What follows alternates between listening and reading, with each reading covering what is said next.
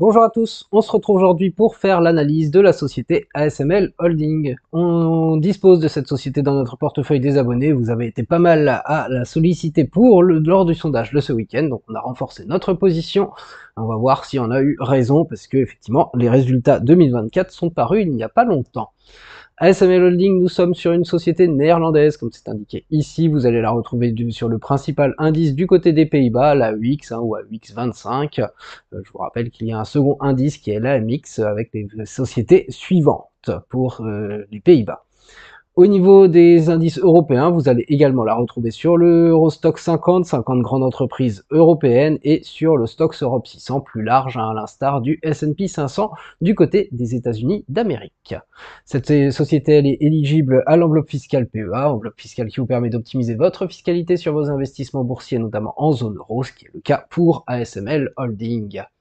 Nous sommes sur une société qui est classiquement taguée, comme on peut le voir ici, par exemple, sur le site TradingView, dans la technologie électronique, dans les semi-conducteurs. On est plus précisément sur des marchés qui sont, comme vous le voyez ici, sur la zone bourse, sur des produits associés à l'industrie des semi-conducteurs. On n'est pas sur pile poil les semi-conducteurs pour cette société. On l'a déjà vu, cette société, la dernière mise à jour, puisqu'on a fait une petite mise à jour rapide de toutes les sociétés qui composent notre portefeuille des abonnés. Et bien du coup, c'était le 8 décembre dernier, donc il n'y a pas si longtemps que ça, il y a 2 mois à peu près. Et je vous ai mis à côté d'autres sociétés qui tournent à peu près dans des produits associés aux semi-conducteurs. On parle d'Infineon Technologies, d'ASML International, de BE Semiconducteurs, de Mycronic AB, du côté de la Suède ici. Et pour Infineon, on est du côté de l'Allemagne. Pour les autres, on est du côté effectivement Pays-Bas par exemple, et ça bien sûr ce sont des sociétés européennes, puisque vous allez en retrouver après ailleurs, France et surtout États-Unis d'Amérique bien entendu. Mais en tout cas, ça vous fait une petite comparaison dans notre fichier de sociétés européennes que vous pouvez faire ici. Pour ASML Holding, si on va voir un peu plus précisément ce qu'elle fait, eh bien nous sommes tout simplement sur un des premiers fabricants mondiaux de matériel de lithographie, et tout ça est destiné à l'industrie des semi-conducteurs. C'est pour ça qu'on en parle et qu'on l'associe vraiment aux produits associés à cette industrie. Tous les équipements du groupe, comme vous le voyez, ils sont destinés à l'impression de circuits intégrés sur des plaques très fines de silicium, et la composition, les sources du business pour cette société, c'est principalement, vous voyez, près de 80%, la vente de matériel de lithographie. Les 20% restants sont des prestations de services. Il est indiqué aussi dans les 80% que la société elle propose des produits et composants optiques de lithographie. C'est un petit plus à noter ici. Si on va la voir au niveau des sources du business sur la forme de graphique comme ça, on peut aller plus loin effectivement, comme vous le voyez ici. Ils ont vraiment, dans tout le matériel de lithographie, fait un peu des différences, et vous voyez que c'est tout ce qui tourne autour des ultraviolets qui représentent près d'un tiers du business, comme l'argon fluoride ici, donc une immersion dans l'argon fluoride. Tout ce qui est service, c'est ce qu'ils appellent les options de terrain, donc toutes les prestations de services que vous voyez ici, qu'on retrouve à 20%, et donc vous voyez, on a vraiment deux principaux matériels de lithographie sur lesquels est associée cette société. Bien sûr, il y en a d'autres, comme vous pouvez voir, tout tourne quand même autour de fluoride très généralement, même si on retrouve de la métrologie également. Vous voyez que vous pouvez, au niveau des sources du business, c'est ça l'idée ici, aller plus dans le détail pour aller apprécier davantage une diversification des sources du business. Au niveau de la répartition géographique, c'est principalement l'Asie. Vous voyez, les pays principaux que l'on voit, c'est Taïwan, la Chine, ici à 29%, 26%, 25%, donc on a les trois quarts, même plus des trois quarts ici, qui sont du côté de l'Asie. On retrouve les États-Unis d'Amérique ensuite avec 11,44%, et l'Europe, Moyen-Orient, Afrique à 4,38% ici, bien sûr. Après, on peut encore compléter du côté de l'Asie, Japon, Singapour, reste of Asia ici, et un peu de Pays-Bas, mais qu'on n'arrive même pas à voir sur ce graphique. Donc au niveau de la répartition géographique, bien orienté quand même du côté de la Chine, de l'Asie. Au niveau des dettes pour cette société ASML Holding, si on regarde sur les 5 dernières années, les barres qui sont en rose ici, eh bien, ce qui ressort principalement, c'est un désendettement globalement. C'est pas année après année sans discontinuer, mais globalement, on est sur une société qui a tendance à réussir à se désendetter au fur et à mesure. Ça, c'est plutôt une belle force de la grosse solidité affichée par cette société, puisque pour se désendetter, ça veut dire qu'elle arrive à dégager suffisamment de bénéfices pour pouvoir avoir du cash et se désendetter au fur et à mesure. Et ce qui est très intéressant en plus et qui va complètement dans l'autre sens, des liquidités et équivalents, là aussi pas linéaire. En tout cas, les barres en bleu sont complètement haussières année après année non pas année après année sans discontinuer justement, mais globalement haussières et sont toutes depuis au moins 2021, mais de manière plus flagrante depuis 2022, bien au-delà des dettes, et donc du coup ça veut dire que l'endettement net, la différence entre les dettes et les liquidités équivalentes, eh bien il n'y a pas d'endettement net, c'est une société qui a plus de liquidités que de dettes, qui pourrait se désendetter à tout moment si elle le souhaitait, et ça c'est très intéressant. Au niveau du free cash flow, ce que vous allez surtout voir, c'est que bien il est variable, et donc on voit un peu des cycles dans cette industrie associée aux semi-conducteurs. Voilà ce qui est notable ici.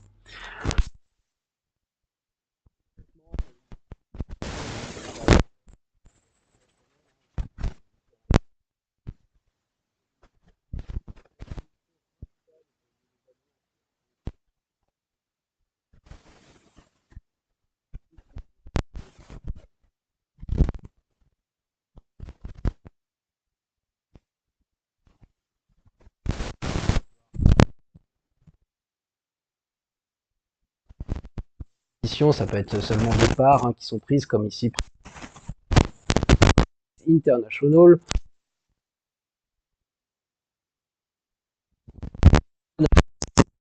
entre la société ASML et d'autres sociétés, ce qui rend les choses bien sûr tout à fait intéressantes. Voilà pour ce qu'on peut dire au niveau des acquisitions pour ASML, mais du coup on voit que ça n'empêche pas la société de se désendetter au fur et à mesure, et ni d'avoir de plus en plus de cash et de liquidité. Ça pourrait bien sûr revenir tout ça d'une augmentation de capital au fur et à mesure et qui ramènerait du cash dans la société, mais ce n'est pas le cas. Si vous allez voir le nombre d'actions en circulation pour ASML Holding, eh bien ce nombre d'actions en circulation, il n'arrête pas de diminuer année après année sur les dernières années, c'est-à-dire que c'est une société qui fait du rachat et de la destruction d'actions. Je vous rappelle, pour les investisseurs, pour même les actionnaires encore plus, c'est intéressant puisque cela veut dire que sans rien faire, leur action vaut une plus grande part de la société, une plus grande part des capitaux, des bénéfices, du chiffre d'affaires, et ainsi de suite. Bien sûr, ça fait mécaniquement, logiquement en tout cas, mathématiquement, augmenter le bénéfice par action également, ce qui est tout à fait intéressant, puisque le prix, c'est aussi, quand on parle d'un cours de bourse, c'est le prix de chaque action. Néanmoins, on voit que sur la dernière année, donc ici entre 2023 et 2024, c'est bien les 2 années qui sont ici, et on voit qu'on est sous la forme calendaire sur les exercices financiers pour cette année, de décembre à décembre ici, donc du 1er janvier au 31 décembre, on voit que la société, elle a moins fait de rachat d'actions, il y a eu en tout cas beaucoup moins de plans de rachat et de destruction d'actions sur cette dernière année. C'est ce qui peut expliquer que pour cette année, eh bien, il y a le cash qui est monté en flèche. Alors bien sûr, il y a les free cash flow qui sont aussi en augmentation par rapport à l'année dernière, mais le fait que le cash soit bien monté en flèche, eh bien, c'est aussi que il n'y a pas eu de rachat et de destruction d'actions. Quand on fait du rachat et de la destruction d'actions, forcément, on puise dans les réserves de la société en cash pour détruire ses actions et avant les racheter. Et du coup, là, il y en a eu moins, et donc du coup, ça a permis peut-être à la société de refaire davantage de liquidités, possiblement pour des plans encore d'investissement, puisqu'on a vu qu'elle n'arrêtait pas aussi de faire des investissements au fur et à mesure. Tout ça, ça nous montre quand même une grosse solidité de la société, le fait qu'on soit pas désendetté, qu'on puisse faire des plans de rachat d'actions, qu'on puisse continuer de faire des acquisitions, des investissements, tout ça est bien intéressant, et a priori, la société souhaite continuer. Au niveau de la situation financière, nous avons plus d'actifs que de passifs, que ça soit sur du court terme ou du long terme, c'est en faveur des actifs, tout ça, c'est bien positif. Allons donc mettre à jour tous nos critères que l'on a vus il y a 2 mois du coup à peu près. Et on commence par la capitalisation boursière. Il y a 2 mois, elle s'élevait à 267 milliards d'euros. Désormais, nous sommes sur une capitalisation boursière qui s'affiche à 275,21 billions, donc milliards d'euros, 275 au lieu de 267. Ça a un peu augmenté, on a vu que le nombre d'actions en circulation, lui, il avait tendance à diminuer un petit peu, même s'il a peut-être pas bougé depuis 2 mois quand même, ou pas beaucoup. Je vous rappelle que la capitalisation boursière, c'est la multiplication entre le nombre d'actions en circulation et le cours de bourse, donc le prix de chaque action. Et du coup, ça veut dire que sur le cours de bourse, on va forcément voir une hausse depuis 2 mois sur ASML Holding. On est en tout cas, bien entendu, on reste dans notre catégorie en vert, nous sommes sur une très grosse société, très grosse capitalisation boursière ici, bien supérieure à 500 millions d'euros, hein, c'est ce qui nous met dans notre catégorie en vert. Au niveau chiffre d'affaires et bénéfices, donc là les chiffres que l'on affichait, hein, c'était avec l'exercice financier 2023 complet, maintenant on a l'exercice financier 2024 complet. Allons voir ce que cela a changé en termes d'évolution chiffre d'affaires et bénéfices. On regarde tout d'abord l'évolution du chiffre d'affaires, le revenu total, hein, les barres qui sont en bleu, et du coup, hein, celui-ci, il est bien en augmentation, et il n'arrête pas d'augmenter, hein, sans discontinuer. Hein. Vous pouvez même le prendre sur 7 ans, hein, on prend sur 5 ans, mais on n'arrête pas d'augmenter année après année, sans discontinuer, pas forcément au même rythme, mais en tout cas, c'est complètement ouvert, c'est complètement haussier, croissant ici. Pour le pourcentage d'évolution, on passe de 13,98 pour aller à 28,26.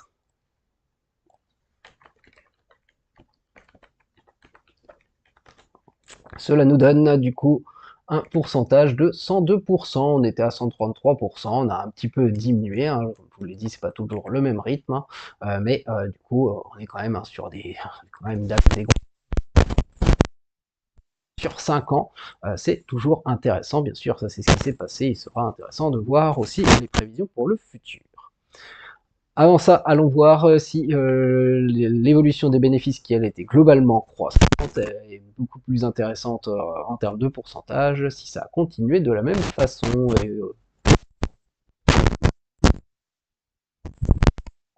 effectivement, ça se voit à l'œil nu, on est globalement haussier. Et vous voyez qu'effectivement, on n'augmente pas tout le temps. Bon, le changement de micro de reprendre. Je suis désolé pour cet intermède. J'espère que vous allez réussir à trouver que la vidéo plus loin. Mais là, ça a priori, ça a l'air de refonctionner. Et puis, bah, moi, de toute façon, je vais l'écouter à la fin pour essayer de voir comment ça s'est passé. Sinon, de toute façon, ne vous inquiétez pas, je la referai demain.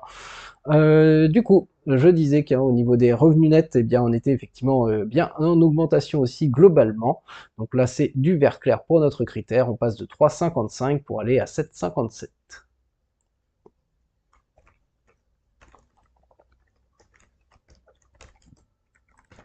C'est 113% de hausse pour maintenant, hein, le chiffre d'affaires au lieu des 203. Donc du coup, on a quand même bien ralenti au niveau des bénéfices, plutôt ici, hein, l'augmentation des bénéfices, mais on est globalement haussier. Et du coup, cette hausse, il faut dire quand même qu'elle est un petit peu supérieure à celle du chiffre d'affaires, donc même si elle est plus globalement haussière parce qu'il y a des paliers, etc., c'est quand même tout de même intéressant de noter que ASML Holding arrive un tout petit peu à jouer sur ses marges bénéficiaires, sur ses coûts, à différents moments, bien entendu, hein, c'est pas tout le temps la même chose, mais ça réussit à lui permettre de profiter, hein, de la belle croissance de son chiffre d'affaires. Au niveau de ça, c'est les prévisions du passé. Quand on regarde, hein, au niveau de ce revenu net, ce que l'on peut dire aussi, c'est que si vous faites la même chose avec le bénéfice d'exploitation, vous trouvez à peu près la même tendance que le revenu net, hein, globalement haussière, avec les mêmes paliers. Et donc ça, c'est toujours intéressant à noter, puisque ça veut dire que la majorité, hein, de ce revenu net est lié à des éléments qui sont au niveau de l'exploitation et pas des éléments justement extérieurs qui peuvent être plus exceptionnels, même si ça n'empêche pas d'en avoir bien entendu.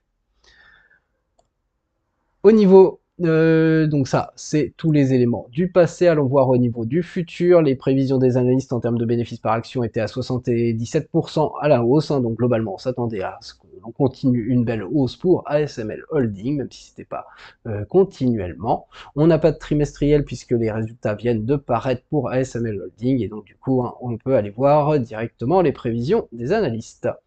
Ces analystes, vous voyez, qui sont une trentaine, entre 30 et 40 à se positionner sur l'évolution du cours de bourse. Ils étaient un tout petit peu plus, 32 et 44 hein, ici, lorsqu'on les a vus il y a 2 mois, mais ça n'a pas changé non plus grand-chose. Au niveau de ces analystes, leur positionnement, vous voyez, hein, on était à l'achat avec 26 des analystes qui se positionnaient à l'achat, on en avait 27 la dernière fois, on avait aussi ce biais acheteur. À noter que la dernière fois, nous n'avions aucun vendeur parmi les analystes, alors que cette fois-ci, on en a un, et ça se voit notamment hein, sur les évolutions, les prévisions du cours de bourse sur un an, puisque effectivement, l'analyste qui s'est positionné, lui, il est vraiment bien négatif, hein, il voit une belle correction de 30% sur le cours de bourse d'ASML pour revenir, vous voyez, sur des plus bas qui sont même encore plus bas que octobre 2023, donc vraiment une très très belle correction, alors qu'on n'avait pas du tout ça, hein, lorsqu'on a vu la société il y a 2 mois, où la majorité des analystes étaient bien plus positifs. Même avec cet analyste, puisqu'il a l'air d'être un peu seul là, dans cette dimension-là, on voit que le cours de bourse actuel maintenant est à 712,4, il a augmenté par rapport à la dernière fois, on était à 677,6, et ce que l'on voit aussi, hein, c'est que la moyenne ici à 840,7, elle a augmenté à 845,6 pour les prévisions sur un an, bien sûr on a glissé de 2 mois, les analystes qui se positionnent les plus optimistes n'ont pas changé, hein, on se revoit, ils voient un nouvel ATH arriver sur ASML Holding, ce sont toujours des prévisions sur un an qui sont effectuées ici.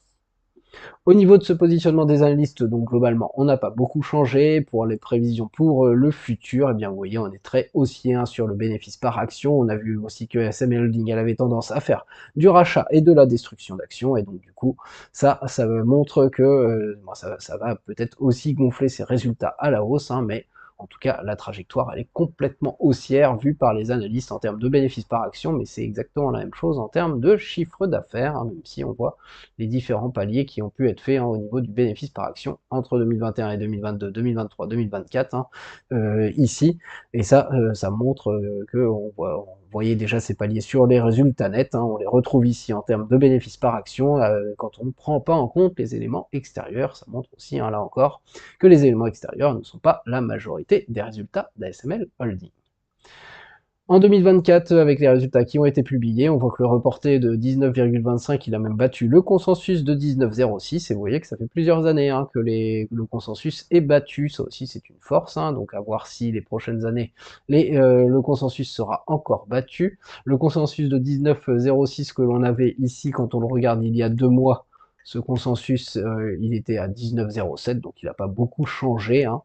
Pour les années futures, c'est ça qui va être intéressant, vous voyez qu'après, en 2025, on estimait à 23,78, alors que désormais en 2025, c'est 23,73, on a un tout petit peu diminué, et là où ça va se voir le plus, vous voyez en 2026 et 2027, ce qu'on estime désormais c'est 28,73 et 34, on parle toujours d'euros par action puisqu'on est sur du BPA, et ça, c'est des choses que l'on retrouve ici, donc ici c'est 26, c'est 29,45 et 35,34, vous voyez, hein, on a quand même révisé au niveau des analystes ces augmentations de bénéfices par action à la baisse, hein, mais même en les révisant à la baisse, on est quand même très haussier, et on rajoute maintenant l'année 2028 encore plus haussière que toutes les autres.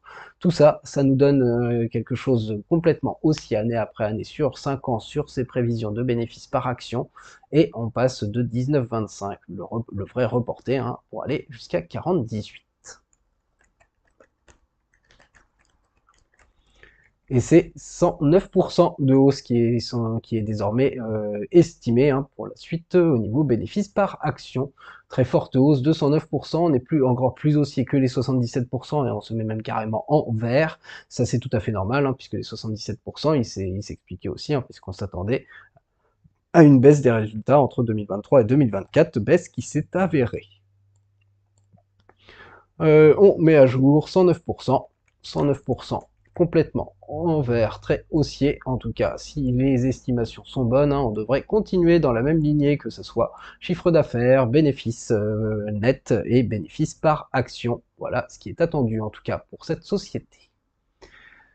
Au niveau de l'évolution du cours de bourse, puisque avec ces bonnes perspectives et les bons résultats passés, hein, même si on voit qu'il y a eu des paliers, ce qui peut faire bouger un peu les choses, et vous n'êtes pas sans avoir suivi que sur les semi-conducteurs, ça a pas mal bougé selon les périodes. Allons voir ce qui s'est passé au niveau du cours de bourse d'ASML Holding. Ce cours de bourse, le voici, effectivement, hein, vous voyez la crise Covid qui est ici, qui a été très très vite effacée, on est monté très fortement jusqu'à fin 2021, très très grosse correction en 2022 jusqu'à octobre 2022, on est reparti fortement à la hausse jusqu'à mi-2024 et on a recorrigé derrière, donc attention, hein, il y a vraiment tout un tas de volatilité sur une telle action pour ASML Holding, néanmoins, hein, même quand on prend du recul et qu'on regarde sur 5 ans, et encore sur 5 ans, on n'est pas encore par rapport au plus bas du Covid hein, pour le moment, c'est 155,75% de hausse, autant vous dire que c'est très haussier, bien plus de 10% par an en moyenne, hein, ça c'est notre tendance en vert. Néanmoins sur les 3 dernières années, hein, c'est moins haussier, c'est 25,09% de hausse, hein, ça a un peu ralenti, on est à moins de 10% par an en moyenne sur les 3 dernières années. Bien sûr, avec la volatilité, ça peut aller très vite dans un sens comme dans un autre pour une telle société, c'est ce que l'on voit. Mais du coup, nous, on va se mettre en vert clair, on va mettre cette tendance en vert clair, même si on va afficher le beau score de 156% en arrondissant.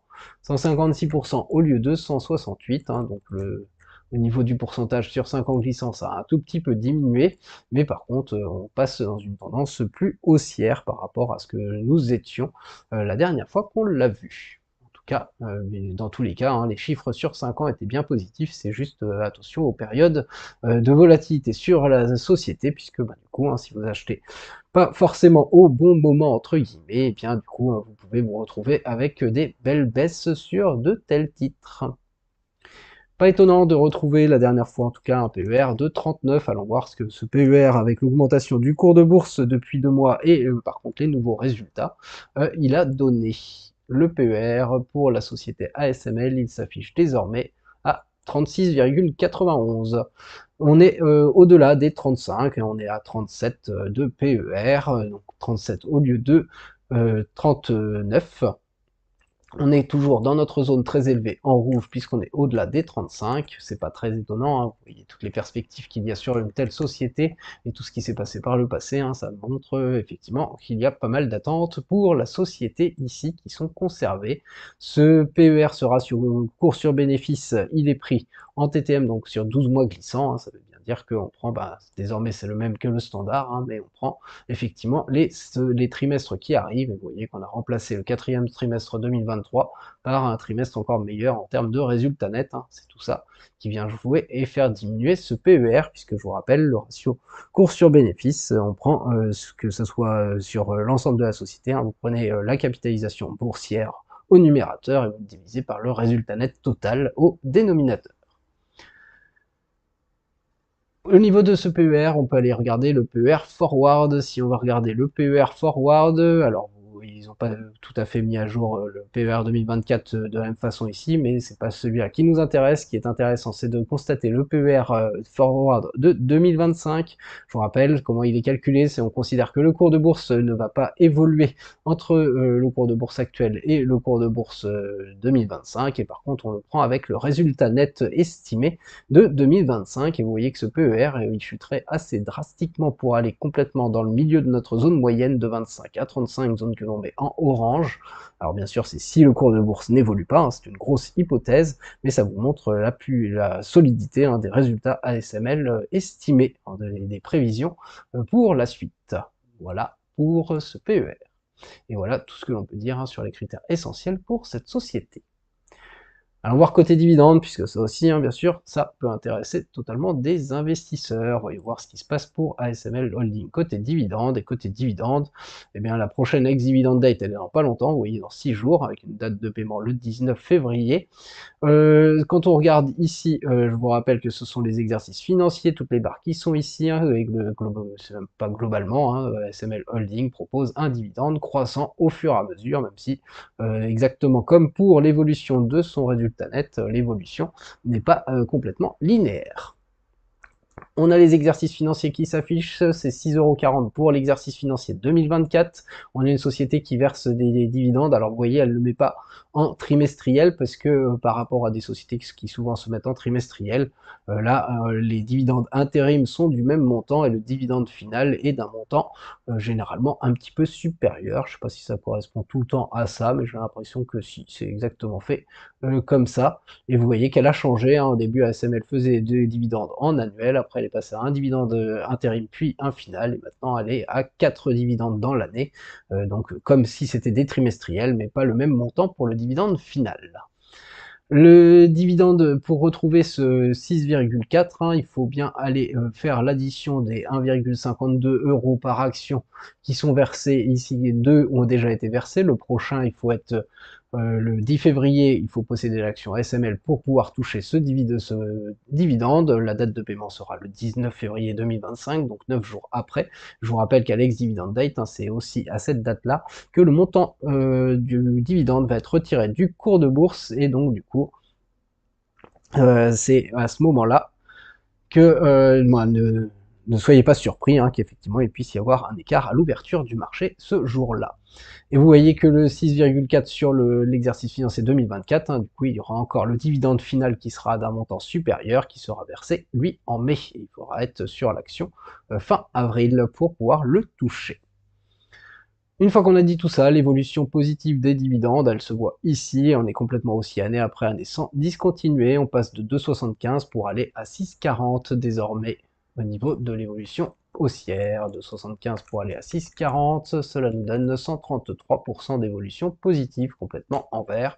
C'est certes un peu moindre que ce que nous avions, mais vous voyez, hein, ça suit pas trop mal. C'est un petit peu supérieur à l'évolution des résultats nets, du bénéfice net des 5 dernières années. Ça va dans le sens effectivement d'une politique qui a l'air de se dessiner ici de ratio de distribution en suivant une sorte de pourcentage. Avant d'aller voir ce pourcentage, allons voir le rendement. On est effectivement sur une société a priori qui est dans notre zone orange et près des 1%. Le rendement du dividende n'a pas bougé, c'est toujours le même, 0,90%, donc c'est toujours à peu près le même en tout cas, hein, puisque c'est par rapport au cours de bourse qui lui n'arrête pas de varier, mais on est toujours sur une société qui verse à peu près 1% de dividendes et qui est dans notre zone orange entre 0 et 1% de dividendes. On est sur une société qui fait encore beaucoup de croissance, beaucoup de perspectives de croissance, pas mal d'acquisitions, d'investissements et ainsi de suite. Pas très étonnant de retrouver un rendement assez peu élevé. Et au niveau du ratio de distribution, est-ce que la société elle est restée dans ses ratios de distribution, même si les dividendes 2024 n'ont pas été complètement versés, on connaît désormais le résultat net et les montants du dividende qui vont être versés, tout ça est accepté, et donc du coup effectivement on a un ratio de distribution une nouvelle fois de 33%, hein, vous voyez que quand on regarde tous ces chiffres, hein, on tourne toujours à peu près dans les mêmes pourcentages, même s'il peut y avoir des petits écarts. En tout cas, hein, c'est la politique de dividende par rapport à un pourcentage du résultat net qui est fait par ASML Holding. Ça, nous sommes sur des chiffres qui sont tous inférieurs à 60%, c'est complètement dans notre zone en vert, ça affiche, ça ne remet pas du tout en cause la solidité des finances de la société dont on a parlé depuis tout à l'heure. Bien au contraire, elle peut même sur la pérennité du dividende, ça l'assure, puisqu'on peut durer éternellement avec une politique de versement de dividendes suivant un pourcentage comme celui-ci. Par contre, ça veut dire que la société ne devra pas hésiter à faire diminuer son dividende si à un moment donné ça va moins bien. Mais pour l'instant, je vous rappelle que les perspectives sont très haussières, et donc si les perspectives sont très haussières, les montants de dividendes devraient continuer d'augmenter, et on devrait continuer de voir de la pérennité du dividende devrait continuer, et même devrait continuer à la hausse. Bon. On a désormais 35% avec les nouveaux chiffres, hein, pas grand chose à signaler en niveau du ratio de distribution, ça n'a pas beaucoup évolué. Je vous rappelle aussi, excusez-moi, je vous rappelle aussi que lorsqu'on a une société comme SML Holding, si vous êtes sur la société depuis un bon moment, que vous avez fait 156% de plus-value latente, et bien cette plus-value latente, donc faire 156%, ça veut dire que vous avez fait x2, fois 2,5 on va dire, sur le capital que vous avez mis il y a 5 ans, bien sûr, c'est pas si vous n'avez pas fait au fur et à mesure, pas du DCA, mais que vous avez tout mis il y a 5 ans, Et cette plus-value latente, elle va se retrouver sur votre rendement personnalisé, hein, c'est lui qui est intéressant encore plus que le rendement par rapport au cours de bourse qui est affiché ici, et donc du coup, hein, vous êtes à un rendement qui peut être au-delà des 2% et devenir bien plus intéressant sur votre rendement personnalisé, et vous avez hein, le double effet, c'est-à-dire des plus-values latentes, vous profitez des dividendes qui sont en augmentation, en montant, et vous vous retrouvez avec un rendement qui peut être en plus intéressant. Voilà pour tout ce qui est intéressant pour une telle société. Nous sommes le 4 février 2025 et voilà pour la mise à jour de cette société ASML Holding. Je vais retrouver les parties de micro où a priori ça n'a pas marché en me réécoutant et je vais les supprimer. Mais sinon pour le reste j'espère que ça s'est bien enregistré. Sinon ne vous inquiétez pas, je referai cette vidéo. Au niveau du portefeuille des abonnés, que se passe-t-il pour aujourd'hui? Le portefeuille il est en baisse de 0,44%. L'ETF du côté des États-Unis d'Amérique est en baisse davantage, 0,77%. Ce n'est pas que les marchés américains baissent, hein, puisque vous voyez, ils sont dans le vert pour aujourd'hui, mais c'est surtout que par contre, l'euro remonte face au dollar. Alors bien sûr, hein, tous ces chiffres, ils ont à chaque fois un petit peu de retard, hein, ne vous inquiétez pas, c'est pour ça que l'ETF il est dans le négatif, mais pour la journée du jour, mais voilà, hein, c'est surtout le fait que l'euro remonte face au dollar qui fait que l'ETF est plus négatif. Au niveau du coup ben, de notre portefeuille des abonnés, on continue de dominer par rapport au S&P 500, ce qui est notre petit jeu. On a toujours ASML et on a toujours Hermès et Salesforce, vous voyez, avec des pourcentages bien plus grands que le S&P 500. ASML, eh bien, c'est mieux comporté que le S&P 500 ces derniers temps, et donc maintenant on est passé aussi avec un pourcentage supérieur au S&P 500. Dans les positions suivantes, on a Synopsys, Adobe, Palo Alto et Uber qui tournent toujours aux alentours du 0%, ça dépend des jours, ça varie.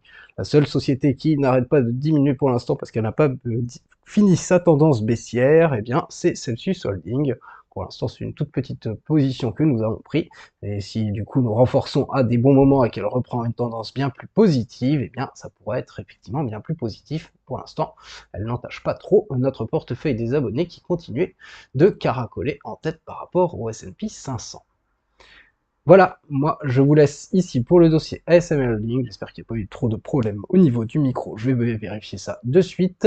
Je vous laisse avec ce tableau pour pouvoir comparer ASML par rapport aux autres sociétés européennes dans l'industrie liée aux semi-conducteurs.